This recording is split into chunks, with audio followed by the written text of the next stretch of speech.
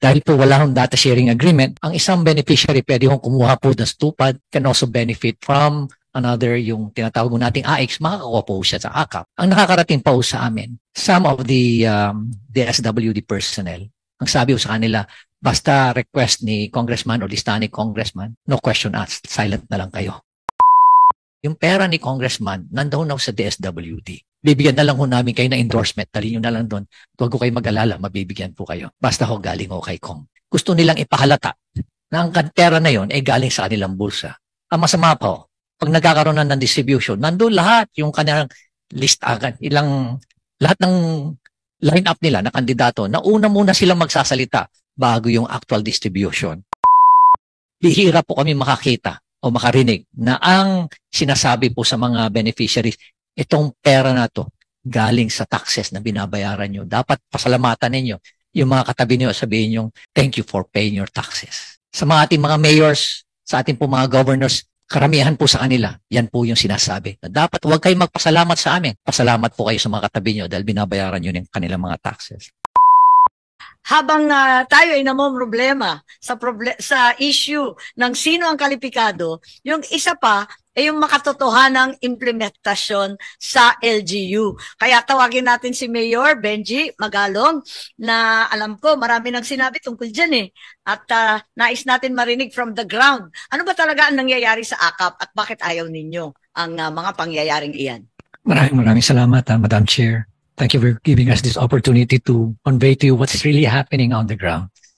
And I prepared a position paper. I've already provided the Secretary a copy of this position paper. And this is a reflection of the sentiments of many of the mayors, both in the cities and municipalities, Madam Chair. But let me first start with this quotation from no less than Justice Marvick Leonen. Ma'am, please give me about 6 minutes po. Tatapusin ko po kagad. Please go ahead. Sabi ho ni Justice Leonen, the power to spend is an executive constitutional discretion, not a legislative one. In the local government, we laud the national government's effort and appreciate its intention to provide financial assistance to low-income families and individuals. While AKAP seeks to accomplish that, it is mired with irregularities which defeat its purpose. And I'm here today to inform you of the pressing challenges and loopholes that hinder its effectiveness. First, the current AKAP practice is plagued with many irregularities. The media already documented several cities and localities with complaints from both indigents and local functionaries regarding the unpredictable procedures in receiving AKAP. In one report, beneficiaries claimed to have received a reduced amount of AKAP. Meanwhile, many barangay captains, social workers raised concerns about angry beneficiaries who are forcing them to issue certificates of indigency to claim assistance. These are all born out of a lack of comprehensive public information and strong guidelines for disbursing AKAP. Currently, the barangay issues a certificate of low or no income to avail of the program. Unfortunately, barangays do not have the tools to measure if the client belongs to low or no income. Barangay officials can certify that individual is a resident of the barangay. Yes. We recommend that the CC Social Welfare prepare and issue the certifications to improve the process. CSWD or the MSWD is better prepared to assess the client's level of well-being. Besides, they are well-trained on the National Household Targeting System or yung tinatawag po nating listahanan. Second is the weak transparency and data sharing mechanism. I urge our lawmakers and national agencies to examine and establish transparent data sharing mechanisms for AKAP. It is highly inequitable and redundant when one beneficiary can receive multiple AKAP assistance because we are blind in data and cannot cross-check in the distribution list. And according to one government official, sabi nila sa akin, it's a violation of the National Data Privacy Act if they're going to share their data with the local government unit. Another is, ang nakakalungkot po nito, nagkakaroon na po ng maraming redundancy.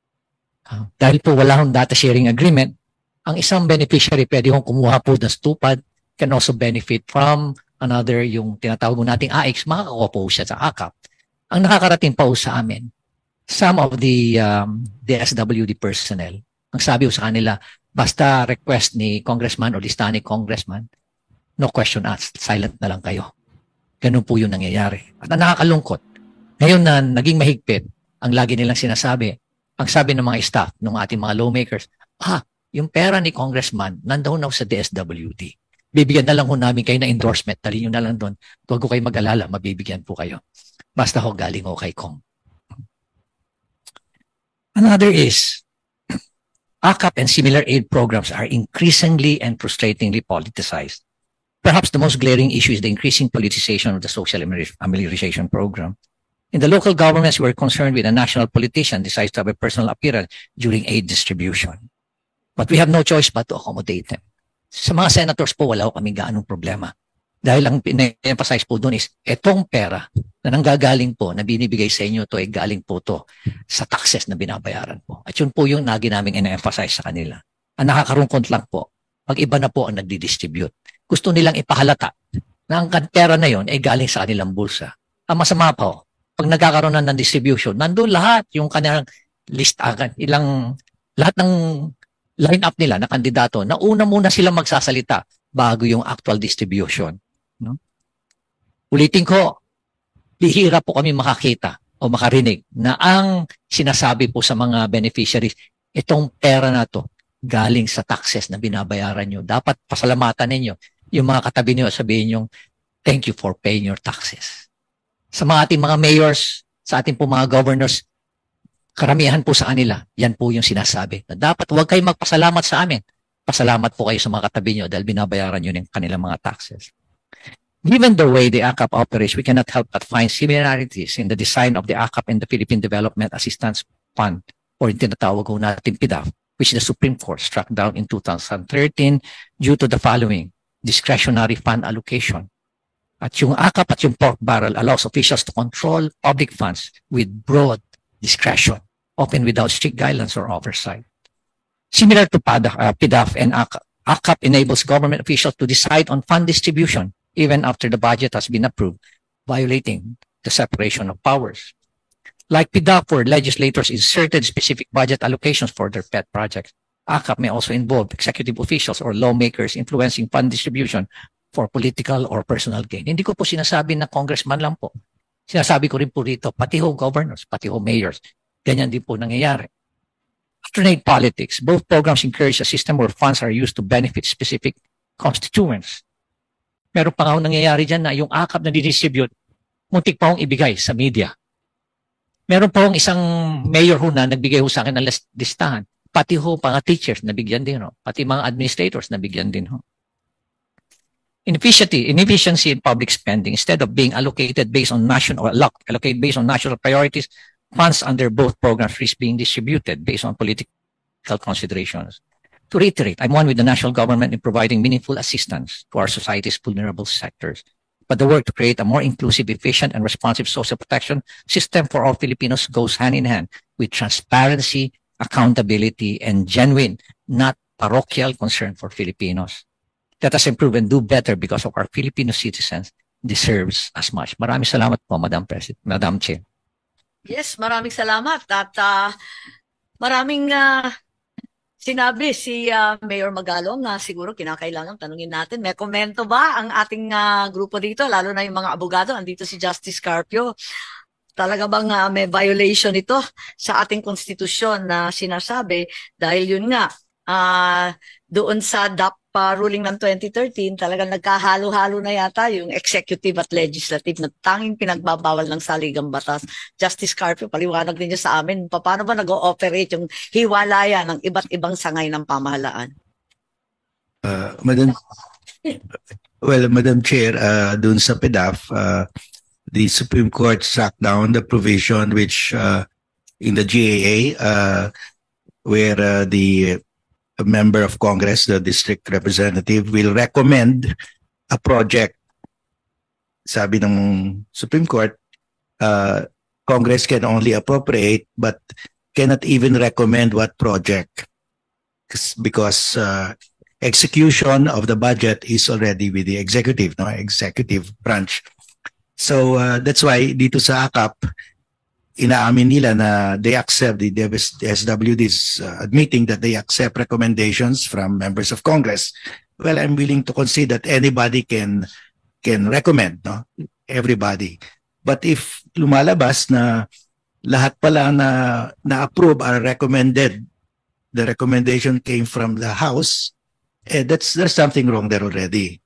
So that's why if we can have published by DSWD, the names, the amount, and those who recommended. Para in a full transparency, no, so that you will not be blamed also, and you will not be pressured by the members of Congress, because you'll say ilalabas namin ito, hindi pwede na kayo lang pagbigyan namin. We have to spread out the beneficiaries, no.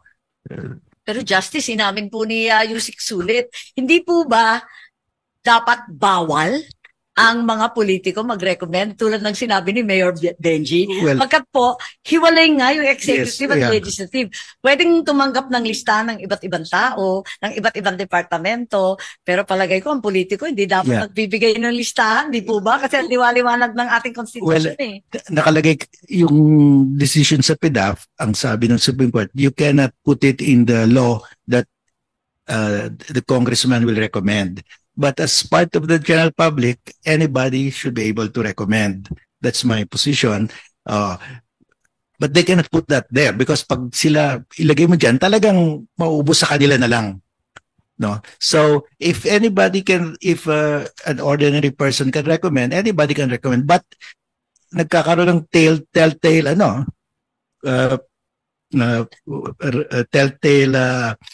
paper trail kung lahat na na-approve na beneficiaries recommended by congressman. Yun, iba na yun. Even if it's not in the law, but in practice, yun ang ginagawa nila. So I think that's a violation also. So that's why I'm recommending, Madam Chair, that i-publish na lang nila yung list of beneficiaries, the amount, and sino yung nag-recommend. Pati yung amount ang sinasabi ninyo. Yes, kasi sa India, turns out that the beneficiary received less than the amount stated. Ang dami nag-complain. Ganon din dito, maraming nga nagsasabi Kaya, na nabukulan daw sila. Naku po, ano ba yan? Nagpalakasan na, nakawan pa. Tama ba yun? So that's why to protect also our friends in the SWD so they will not be charged, you should agree to full transparency. That's the recommendation by congressmen and other politicians of names. Does that not constitute post-enactment control, which is prohibited? Din eh. Yes, but this one is the general public makes a recommendation at saka it's not in the law. It's not in the law at saka anybody can really recommend kasi Opo. but they are not obliged. And if they don't follow the recommendation of the congressman, only let's say 20-25%, I think that's fair enough na you are taking into account the recommendations of everybody. Pero pag majority are recommendees of congressmen, may problema tayo.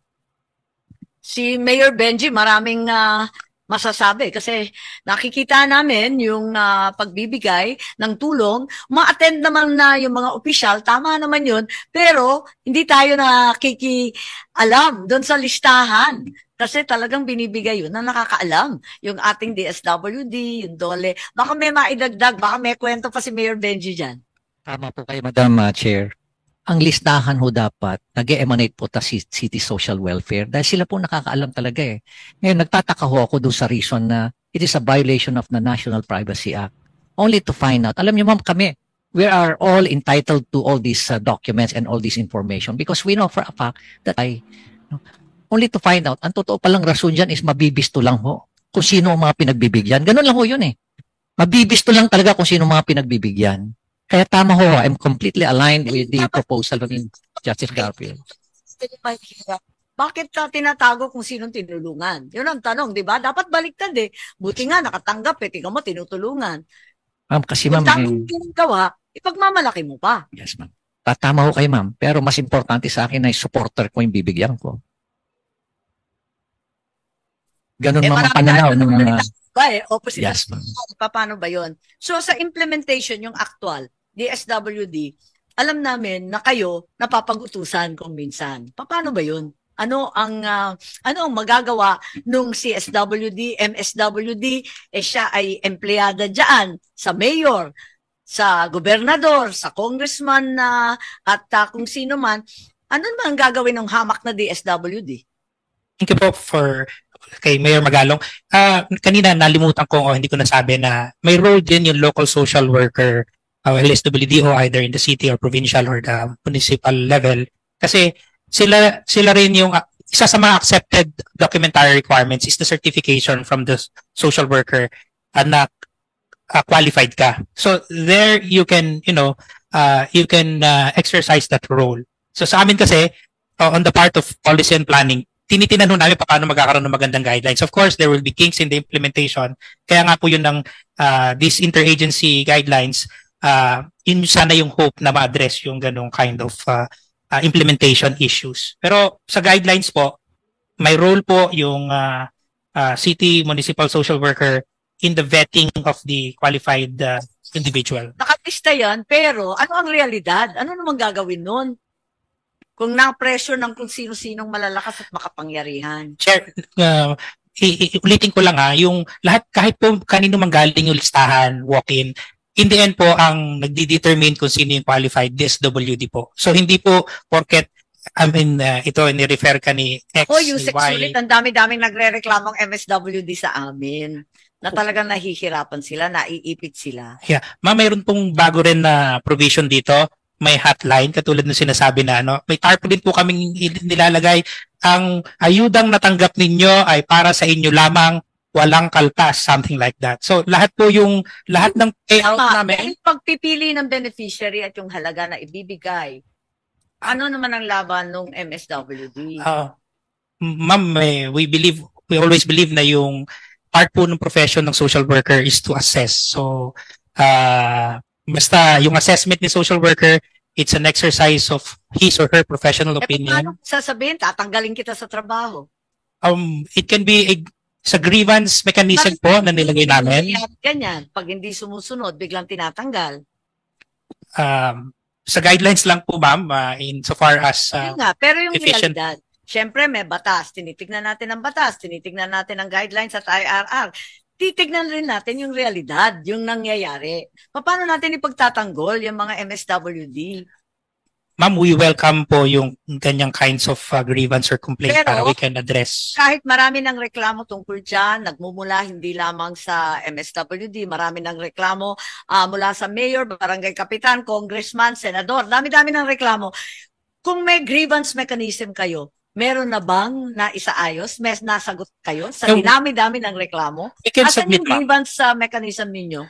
We can submit, ma'am, the grievance mechanism dati-rate is through our integrated grievance redress mechanism system or through our PACT. Sa AKAP, sa dinami-dami ng reklamo, nabunyag sa media, na sabi dito sa Senado mismo, meron na ba kayong natugunan? Ma'am, I have no personal knowledge kung Wala pa, nagtanong ako eh. As of last time kasi, ma'am, ang tinanong namin, mayroon bang grievance na natanggap sa AKAP? Ang initial answer sa amin is wala, sa AX meron. So that's why we welcome those kinds of grievances so that we can improve our performance. Ang laging reklamo sa AKAP kung sino-sino nabibigyan. Aminin natin. So, alam mo, maganda naman na sabihin natin perfecto yung isang batas. Kapag yung implementasyon walang kwenta, talagang nahihirapan rin tayo, hindi rin tama. May papel ba ang LGU sa ating paglilista at pag-i-implement? Gaya po na nasabi kanina, since anyone can refer, if it comes from an LGU, then that's their participation. The vetting is on the DSWD.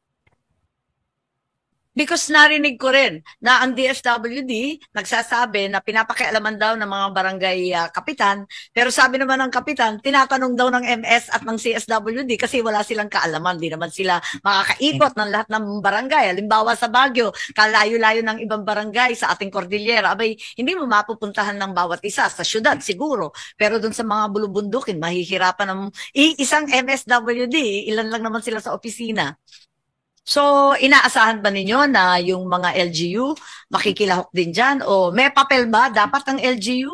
Ang position po ng department, as expressed ni Secretary, yung pong mga LGUs, we treat them as partners. So, lahat po ng gustong humingi ng tulong ng DSWD, pinagbibigyan po namin ayon sa aming guidelines. So, yun po yung marami kasing nagsasabi ng na sinusuway ninyo yung barangay. Samantalang yun naman ang maaasahan ninyo.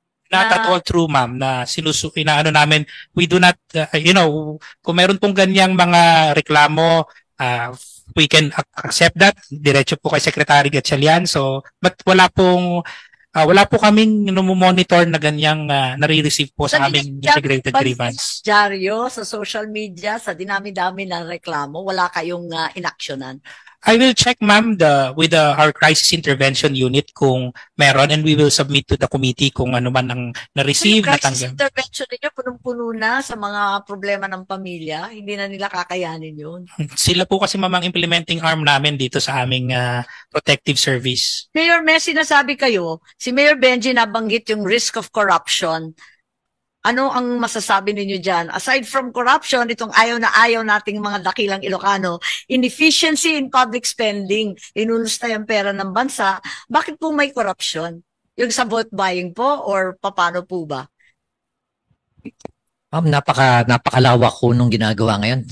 Ibig sabihin mo, ma'am, lalo ho silang gumagaling. Ano? Lalo ho silang gumagaling kasi tuwing natatakpan, very creative sila, very innovative sila. Nagkakaroon sila lalo ng mga paraan kung paano magkaroon ng workaround, ma'am, sa mga projects. Pero matindi, ma'am, talaga rito sa aside from the project, in another source of corruption is itong funds na ganito, ma'am, na nasa discretion nila. According sa ibang mga mayors, nagugulat sila na ang pinirmahan ng mga beneficiaries blank kasi sa dami, ma'am, pipirma na lang. Only to find out na ang naibigay sa kanila 3,000, mababalitaan na lang nila 5,000 pala yung nilagan. Pero sa dami, ma'am, pipirma na lang. Kinuha yung 3,000, tuwa-tuwa na sila sa 3,000. Isa yun, ma'am, mga nakikita nila. Pa ako, dito sa kalagitnaan ng lungsod, kukunin daw yung isang bahagi, tapos yung kalakihan, pipilitin na bumili ng bigas sa kanila. So talagang konting-konti, kakarampot na lamang ang nauuwi ng pobreng beneficiary. Kaya eto nga, nagtataka ako kay Yusek Sulit, wala raw reklamo kahit isa. Madam Chair, in fairness to DSW, probably, ma'am ako personally, probably DSWD has one of the most efficient and most talagang conscientious na mga workers sa field, especially sa field. In fact, ma'am, meron ako mga reklamo sa kanila na inaksyonan kagad. For example, why is it na ang nabigyan ng form for AKAP are media people? Inaksyon naman kagad naman nung DSW. Siguro hindi na lang umabot sa central office. Tama. Pero sila rin mismo ang nagsasabi sa akin kung anong nangyayari, ma'am, na kuminsan hindi na lang sila umimik, tumatahimik na lang sila dahil baka malasin sila o kaya mapagalitan yung kanilang mga boss, kaya hindi na lang sila umimik. Kaya nga, nakakatakot nga. Naawa nga ako dyan At si Justice Carpio, may idadagdag yata sa atin. Madam Chair, may I ask if it's acceptable to the DSWD to publish the list of beneficiaries, the amounts, and those who recommended? Ay, oo nga, nakalimutan natin. Sagutin pala ninyo yung suggestion ni Justice Carpio. Chair and Justice, we see the value in putting that, but we will revert to the committee and inform our principals on this. But we've heard very much the reason why that is being requested and recommended. May karagdagan akong request, sana before distribution. Para magkaliwanagan. Ma'am, madali lang siya sa papel.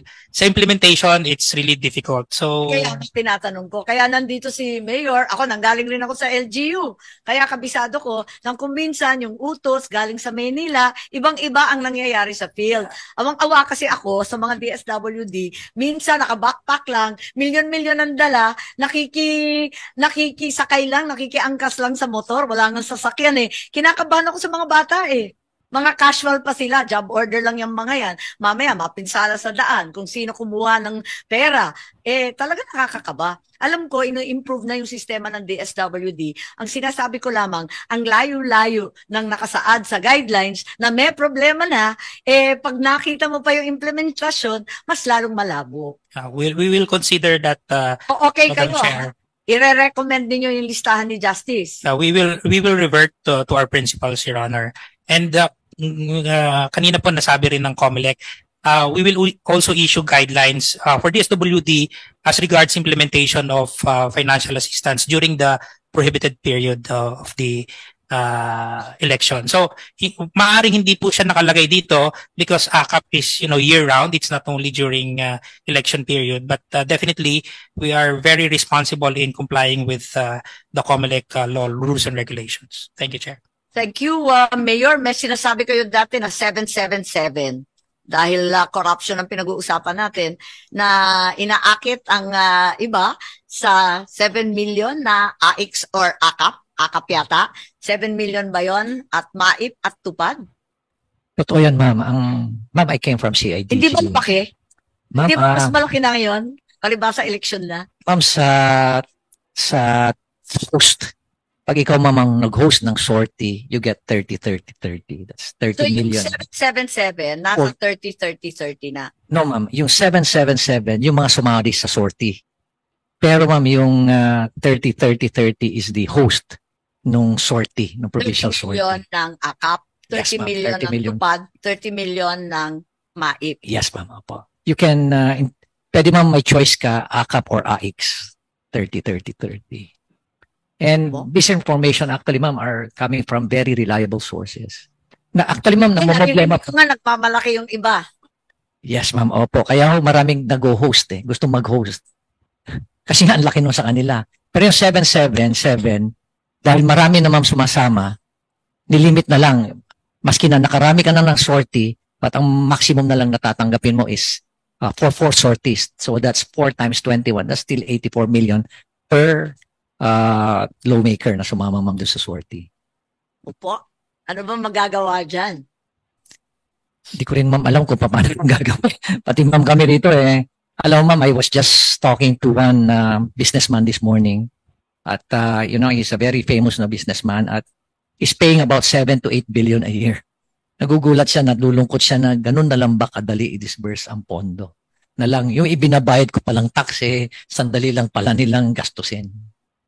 At habang linulusta yung mga perang yan, mga 30-30-30, 777, wala pa rin tayong flood control, pinabayaan ang edukasyon, at zero pa rin ang PhilHealth, wala pa rin public transport, nakaltasan ng todo-todo, ay nako talaga naman, nakakasama po ng loob. At yun nga, galing sa buwis yan, galing sa kapwa Pilipino yan, dapat hindi linulustay. So, Umani naman ito ng iba't ibang reaksyon mula sa ating mga netizens. Ayon kay Cheryl Remeta, thank you Mayor Magalong for speaking up. Totoo talaga ang sinabi ni Igigi na karamihan sa mga korap ay nasa House of Representatives. Pahayag naman ni Arlan Tafal, 100% na tama lahat ng sinasabi ni Mayor Magalong. Imbes na akap ang ibigay, trabaho para sa mamayan ang ibigay, yan ang tunay na kailangan ng mga Pilipino. At ito naman ang saloobin mula sa ating kababayan na si Tren Binay, Go Mayor Magalong, labanan natin ang korupsyon, lantaran ang korupsyon sa akap na yan. Mga kababayan, feel free to comment below para maglabas ng saloobin sa balitang ito.